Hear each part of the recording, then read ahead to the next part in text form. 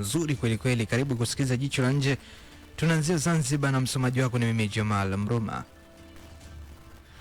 Rais wa Zanzibar na mwenyekiti wa Baraza la Mapinduzi Dr. Hussein Ali Mwinyi amewasisitiza viongozi wakuu katika taasisi za umma kuzingatia upendo, uadilifu na haki katika kuwasimamia wanaowaongoza pamoja na utekelezaji wa majukumu yao. Rais Dr. Mwinyi ametoa wito huo kwa viongozi wa umma kulitumia kongamano la 3 la kiimani kwa viongozi wa Serikali ya Mapinduzi ya Zanzibar kama dira ya kuimarisha maadili katika utumishi wa umma na kusimamia majukumu yao kwa wema, uadilifu, haki na busara, wakitambua kuwa uongozi ni dhamana.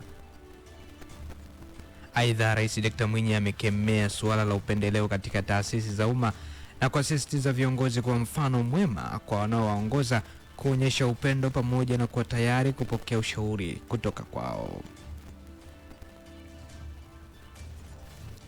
Dar es Salaam.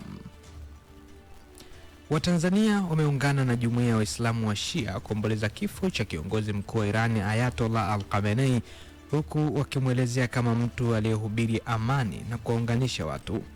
Hayo yamebainishwa jana jijini Dar es Salaam katika hafla maalum iliyowakutanisha wadau na washirika mbalimbali wa Iran katika hafla maombolezo ya kiongozi wao.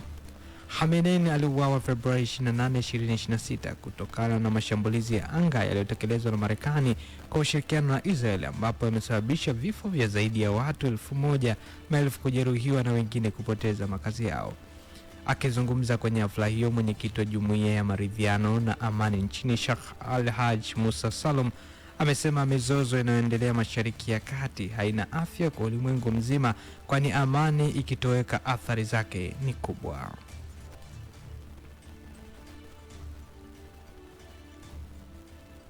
Serengeti. Serikali imesema itatoa shilingi bilioni 8.1 kwa ajili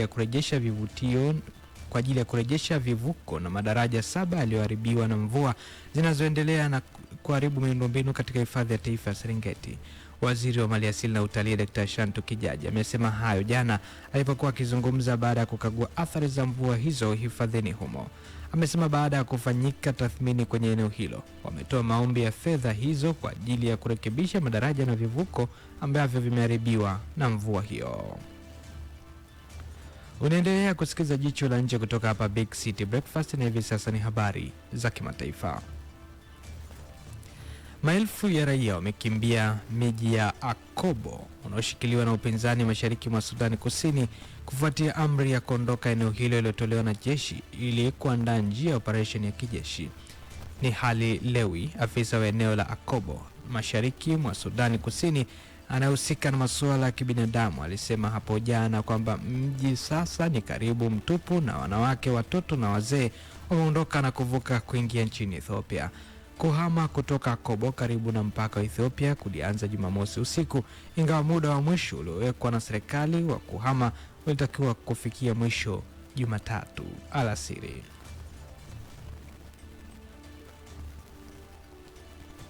Baraza la wataalam la Iran limemteua mwana wa kiongozi aliyeuawa Ayatollah Mojtaba Khamenei siku ya Jumapili kuwa kiongozi mkuu mpya wa nchi, ikipuuza vitisho kutoka Marekani na serikali ya Iran vya kumua. Siku 9 baada ya mashambulizi ya Marekani na Israel kumua Ayatollah Al-Khamenei na kulitumbukiza eneo la Mashariki ya Kati katika vita, serikali ya kidini ya Iran kupitia baraza la wataalam lilikutana kuchagua kiongozi wao mpya. Mojtaba Khamenei ni mwenye umri wa miaka 56, ameteuliwa na kutangazwa kuwa kiongozi wa 3 wa mfumo mtakatifu wa Jamhuri ya Kiislamu ya Iran kwa misingi ya kura ya maamuzi ya wawakilishi waheshimiwa wa baraza la wataalam, baraza hilo lilisema katika taarifa yake. Na Rais wa Ufaransa Emmanuel Macron ataitembelea Cyprus leo Jumatatu, huko Ufaransa ikitumia meli za kivita kwenda katika bandari ya Mediterania kudhibiti kitisho cha Iran. Ofisi ya Rais wa Ufaransa Emmanuel Macron imesema atakutana na mwenzake wa Cyprus Nikos Christodoulos na Waziri Mkuu wa Ugiriki Kyriakos Mitsotakis huko Paphos kuonyesha mshikamano na hatua za kina na kuimarisha usalama kuzunguka Cyprus na mashariki mwa Mediterania.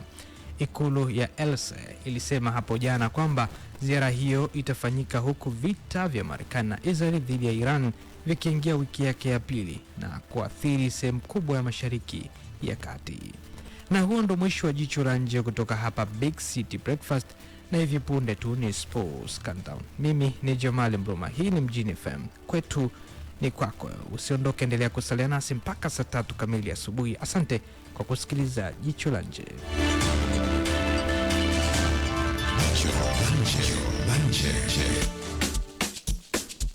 Kazi ni kazi. Twende kazi.